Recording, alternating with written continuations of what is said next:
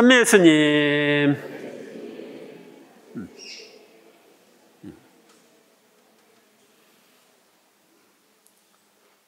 오늘은 연중 제28주일입니다.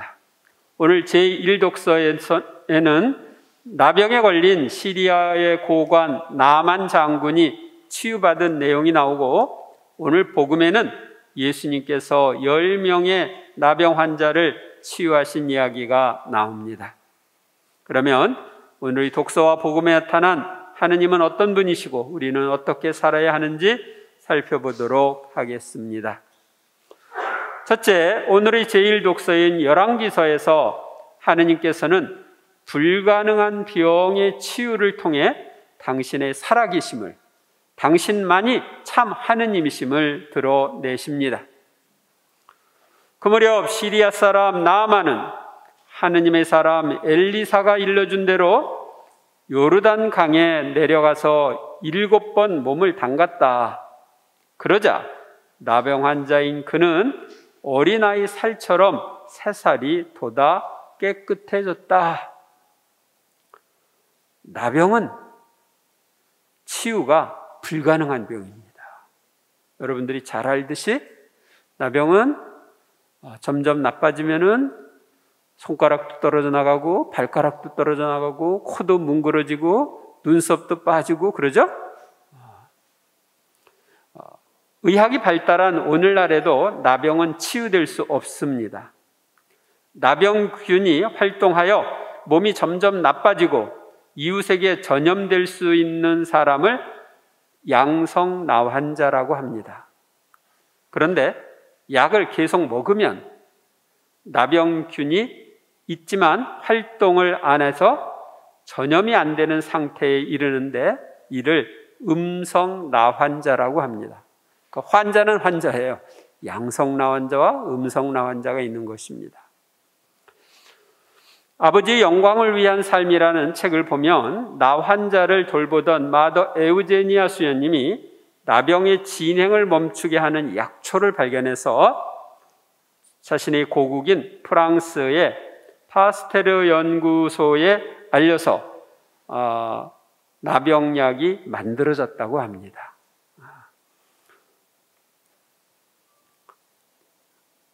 그런데 나병의 진행이 멈추는 것이 아니라 나만 장군처럼 떨어져 나간 피부에 새살이 돋아 깨끗해지는 치유는 하느님만 하실 수 있는 기적입니다. 이렇게 없는 것을 있게 만드는 이 기적을 창조적 치유라고 말합니다. 나만은 수행원을 모두 거느리고 하느님의 사람에게로 되돌아가 그 앞에 서서 말하였다. 이제 저는 알았습니다. 온 세상에서 이스라엘밖에는 하느님께서 계시지 않습니다. 이 종이 드리는 선물을 부디 받아주십시오. 하느님께서는 하느님의 사람인 엘리사를 통해 나아만의 나병을 치유하심으로써 당신의 현존을 드러내셨습니다. 그러자 나아만은 온 세상에서 이스라엘밖에는 하느님께서 계시지 않습니다라고 자신의 신앙을 고백하면서 선물을 받아달라고 청합니다. 온 세상에 이스라엘에 계신 하느님만 참 하느님이시다. 이것을 고백하는 거죠. 그러나 엘리사는 내가 모시는 주님께서 살아계시는 한 결코 선물을 받을 수 없습니다 하고 거절하였다. 그래도 나아만은 그것을 받아달라고 거듭 청하였지만 엘리사는 거절하였다.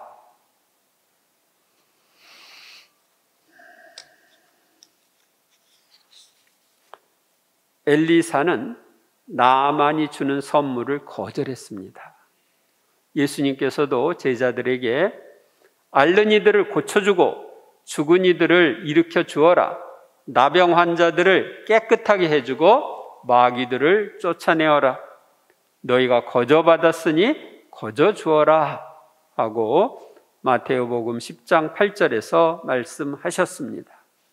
만일 엘리사가 선물을 받았다면 나아만은 치유에 대한 대가를 지불했다고 생각하고 끝냈을지도 모릅니다. 그런데 받지 않았어요. 그러자 나아만이 이렇게 말하였다. 그러시다면 낙이 2마리에 실을 만큼의 흙을 이 종에게 주십시오. 선물 받지 않는다면 흙을 달라는 거예요.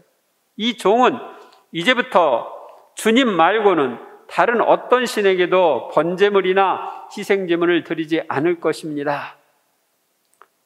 나병을 치유받은 나아만은 하느님을 섬기는 사람으로 변화되었습니다. 이제 하느님만 섬기겠다 하는 거죠.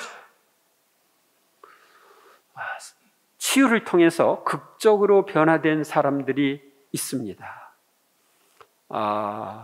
성경에 나오는 대표적인 예로 바오로 사도입니다. 바오로 사도는 그리스도인들을 잡으러 다마스쿠스로 가다가 다마스쿠스 근처에서 주님의 발현을 목격하고 눈이 멀죠? 눈이 안 보여서 3일 동안 그동안에 먹지도 않고 마시지도 않으면서 지냈죠? 그런데 주님께서 하나니아스에게 나타나서 그에게 가서 세례를 주라고 합니다. 그래서 하나니아스가 가서 세례를 주었을 때 눈에서 비늘 같은 것이 떨어지고 눈을 보게 되었어요. 그래서 주님의 이름으로 주는 이 세례가 진짜구나.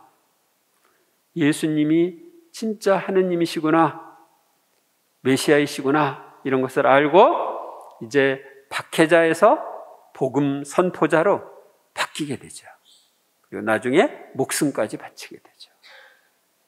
이렇게 박해자에서 극적으로 바뀐 것, 이것은 성경에서 볼 수 있는 거고, 또 제가 아는 사람도 치유를 통해 바뀐 사람이 한 명 있는데, 이 사람은 제가 정릉 사동성당에 살 때 우리 본당에 있는 열심한 신자의 남편이었어요. 근데 세례는 안 받았어. 그래서 제가 세례를 좀 받으라고 그랬더니 안 받는데요. 왜 안 받느냐? 주일날, 일요일 날은 등산 가야 되기 때문에 안 된다. 그런데 이 사람이 등산을 갔다가 몸이 아프게 됐어요. 몸이 아파서 어쩔 줄 모르고 있는데 그때 아내가 집에서 하는 기도가 생각났어요. 희망기도라는 기도인데, 주님 이 병이 치유되었으면 좋겠습니다 하는 희망기도예요. 그러니까 자기 희망을 나타내는 기도인데, 그 기도를 하니까 병이 나은 거예요. 그것을 통해서 이제 그는 등산 갔다가 내려온 다음에 예비자 교리를 받고 그 다음부터 열심한 신자 생활을 하는데, 그 직장이 인천에 있었어요. 그러니까 정릉에서 인천까지 가려면 한 2시간 걸려요. 그런데 매일 미사를 하기 위해서 이 사람은 새벽에 일찍 일어나서 답동성당, 인천 주기자성당의 답동성당, 거기는 매일 아침 미사가 있거든요. 그러니까 새벽에 일찍 가서 거기서 6시 미사하고 기도하다가 출근하고, 그런 식으로 계속했어요. 그리고 그때부터 세례 받고 나서부터 시작한 매일 미사를 지금까지 하고 있고, 지금은 우리 전인적 치유피정 봉사자로 열심히 봉사하고 있습니다. 나 성당 안 나간다 하던 사람도 이런 치유를 통해서 바뀔 수가 있는 것입니다. 둘째, 오늘의 복음에서 예수님께서는 나병 환자의 치유를 통해 당신이 하느님이시고 메시아이심을 드러내십니다. 예수님께서 예루살렘으로 가시는 길에 사마리아와 갈릴레아 사이를 지나가시게 되었다. 그분께서 어떤 마을에 들어가시는데 나병 환자 10사람이 그분께 마주왔다. 그들은 멀찍이 서서 소리를 높여 말하였다. 예수님 스승님, 저희에게 자비를 베풀어 주십시오. 나병 환자가 멀찍이 서서 소리를 높여서 예수님 스승님, 저희에게 자비를 베풀어 주십시오 라고 말한 이유는 그 당시에 사람들이 나병 환자를 가까이 만나면 부정을 탄다고 하면서 만남을 금지했기 때문입니다. 그래서 멀찍이 서서 외친 거예요. 예수님께서는 그들을 보시고 가서 사제들에게 너희 몸을 보여라 하고 이르셨다. 그들이 가는 동안에 몸이 깨끗해졌다. 예수님께 10명의 나병 환자, 예수님께서는 10명의 나병 환자에게 사제에 가서 너희 몸을 보이라고 하셨는데 왜 그렇게 하셨을까요? 그 당시는 율법에 따라서 사제가 나병에 대한 판정을 했기 때문입니다. 나병에 걸렸는지 치유됐는지 판정을 받고 공동체로 들어올 수 있게 했기 때문입니다. 10명의 나병 환자는 사제에게 가는 동안 치유됐습니다. 예수님께서는 나병 환자들의 치유를 통해 당신이 불가능을 가능하게 하시는 하느님이시고 아무도 고칠 수 없는 죄의 나병에서 인류를 구원할 구세주이심을 드러내셨습니다. 그럼 이런 나병 환자의 치유가 오늘날도 있냐? 하고 여러분들이 질문하겠죠? 오늘날도 있습니다. 제가 성령세신 전담 신부로 있을 때 20여 년 전에 만났던 인도의 문다칼 아우구스티노 신부님 선교 체험담을 들었는데, 이 문다칼 아우구스티노 신부님은 인도의 성 빈첸시오 수도회 수사 신부님입니다. 근데 이 아우구스티노 신부님은 인도의 남서부 해안 지역의 케랄라주라고 하는 곳에 그 대형 피정이집을 하고 있는 분입니다. 세계에서 제일 큰 피정이집. 그래서 거기까지 찾아가 가지고 제가 확인해보고 그랬는데, 거기 그 케랄라주는 인구가 한 4천만 명 그 정도예요. 근데 3분의 1이 천주교 신자예요. 그러니까 성 토마스 사도가 복음을 전했던 곳입니다. 거기서는 이제 대중을 상대로 한 치유 집회, 선교 집회를 성령 쇄신에서 이렇게 많이 하는데, 이분이 그런 그 치유 집회를 할 때의 일이라고 합니다. 많은 사람들이 모여가지고 이제 야외에서 치유 집회를 하는데, 야외에 이제 스피커 설치하고 이렇게 해가지고 치유 집회를 하는데, 힌두교 신자인 문둥병자들이 왔대요. 근데 그 사람들이 설교를 들으려고 앞쪽으로 이렇게 오니까 사람들이 냄새 난다고 뒤로 가라고. 나병 환자들은 냄새가 나거든요. 썩는 냄새도. 냄새가 나니까 뒤로 가라고 해가지고 이 사람들은 뒤쪽으로 가서 나무 그늘에 앉아서 치유 집회에 참석했다고 합니다. 강론을 들으면서 박수도 치고 노래도 하고 막 그랬는데, 막 박수를 치다 보니까 이 사람들은 손가락이 떨어져 나가고 이렇게 해가지고 이걸 붕대로 다 감았는데, 이렇게 막 치니까 어떻게 돼요? 거기에 있는 고름이라든지 피라든지 이런 게 섞여가지고서 여기 그 밖으로 배어 나오죠. 그래서 이제 그걸 배어 나왔으니까 붕대를 풀고 새로운 걸로 하려고 그렇게 하는데, 막 그 사람들이 울며 불며 막 소리를 지르래요. 가보니까 이 사람들이 박수를 치고 그랬는데 이 손가락이 잘렸다고 없어졌던 게 다시 난 거예요. 나병으로부터 치유를 받은 거예요. 그러니까 이런 놀라운 것을 통해서 감격을 하는 거죠. 그러면 그 사람이 어떻게 됐겠어요? 힌두교에 계속 있겠어요? 주님 품으로 돌아오게 된 거죠. 그것이 주님이 이런 치유 집회를 통해서 오늘날도 그런 일들을 하십니다. 그래서 당신이 치유자이심을 이 성경 말씀이 진짜라는 것을 보여주십니다.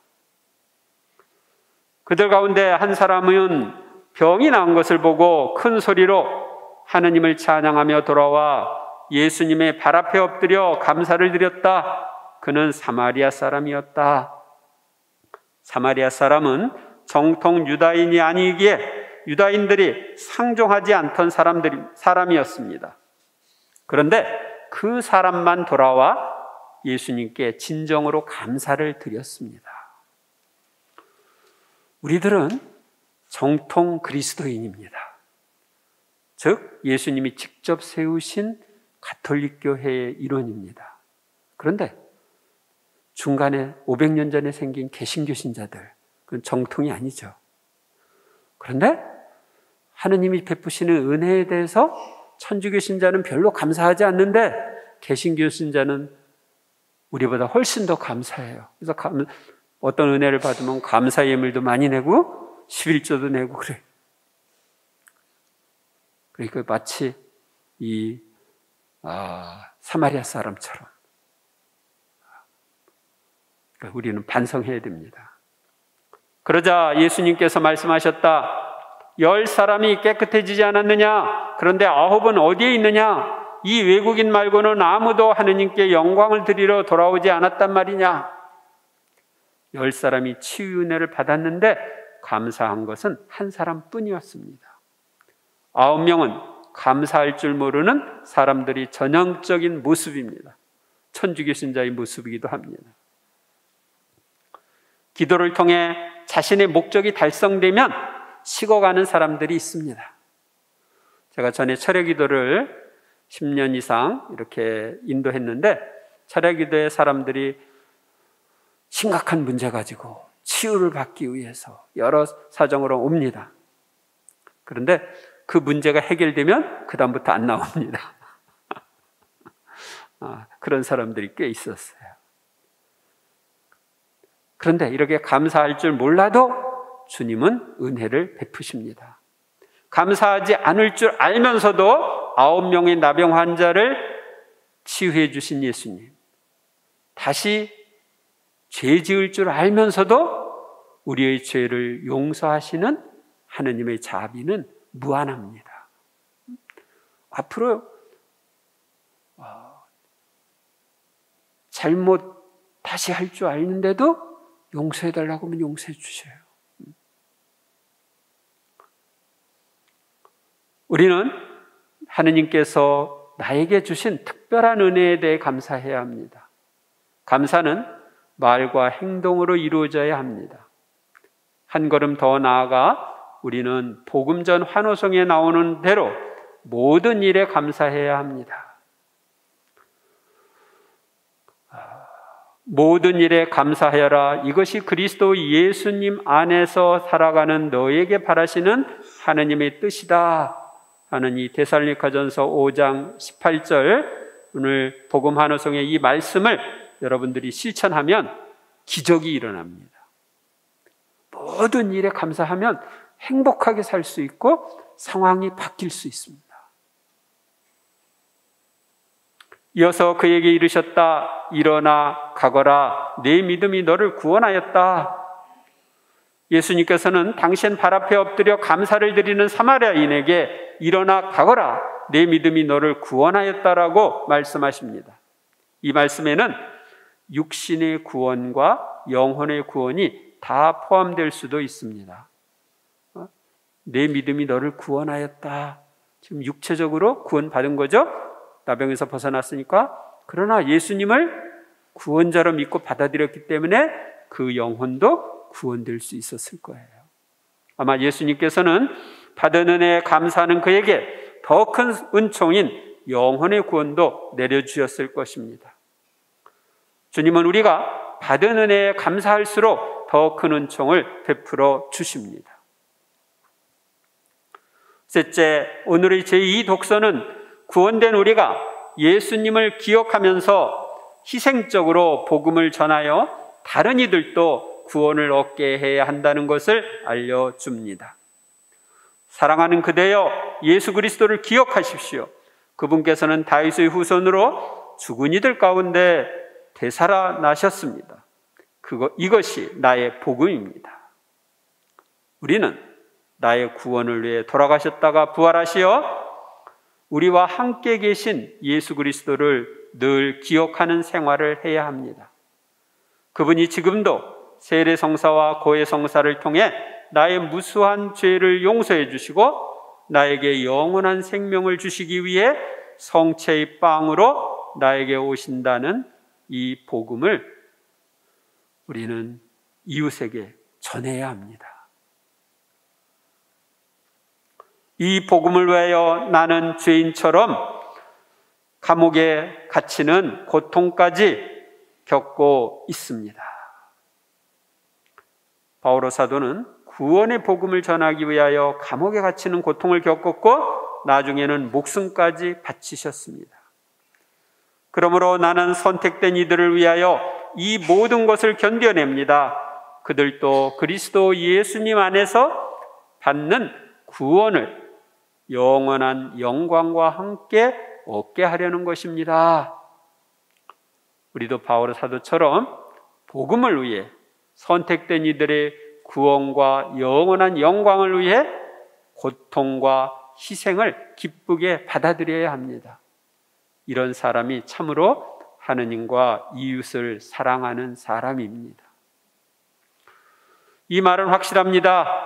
우리가 그분과 함께 죽었으면 그분과 함께 살 것이고 우리가 견디어내면 그분과 함께 다스릴 것이며 우리가 그분을 모른다고 하면 그분도 우리를 모른다고 하실 것입니다.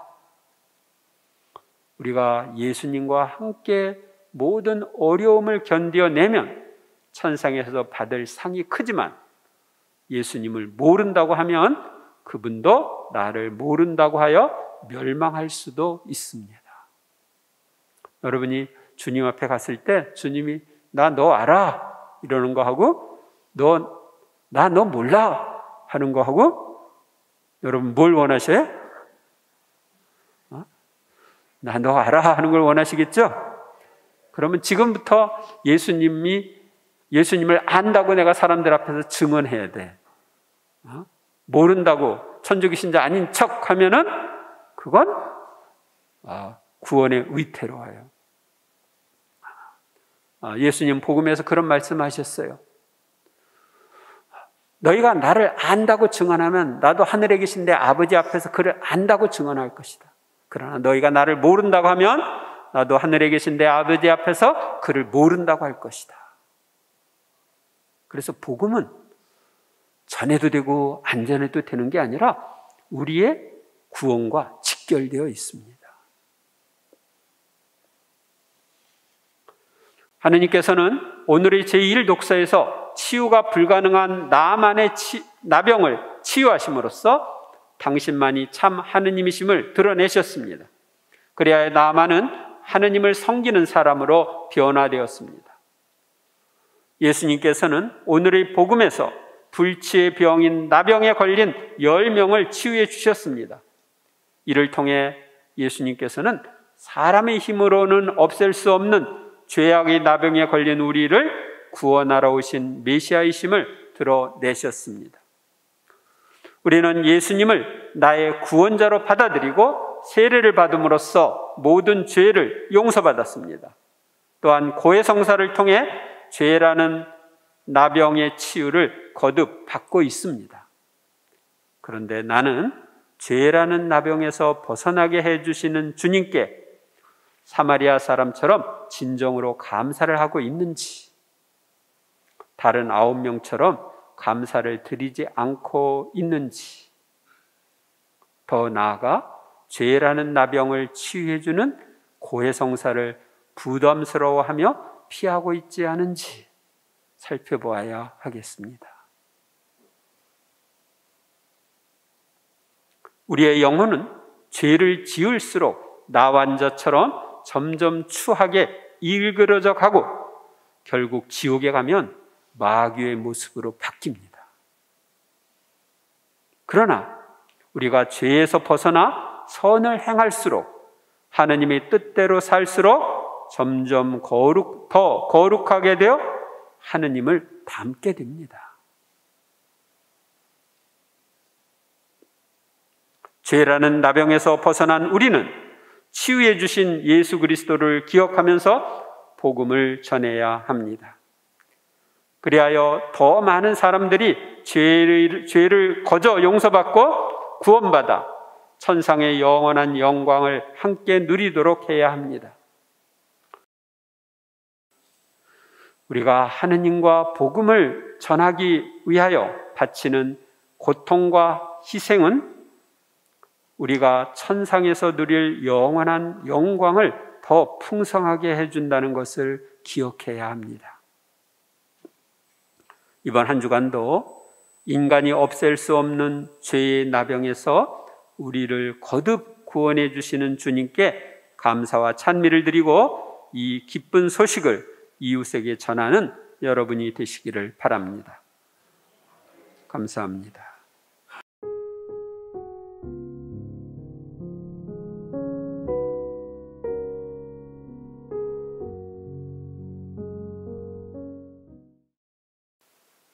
주님의 평화가 항상 여러분과 함께 또한 서재의 영과 함께.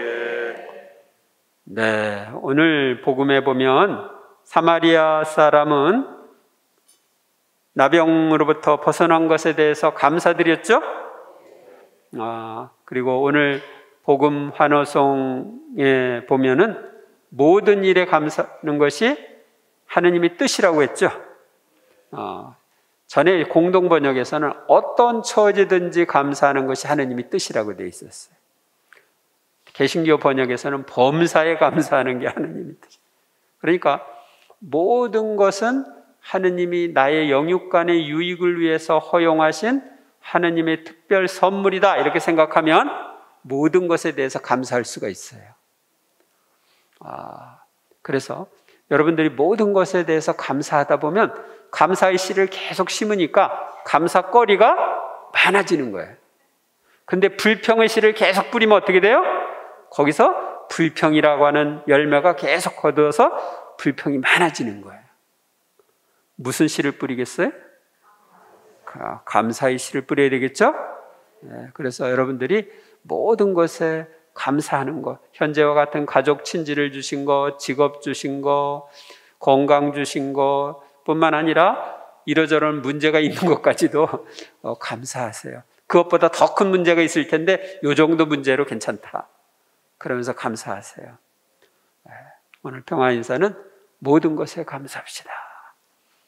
평화 인사 나누십시오. 모든 것에 감사합시다. 모든 것에 감사합시다.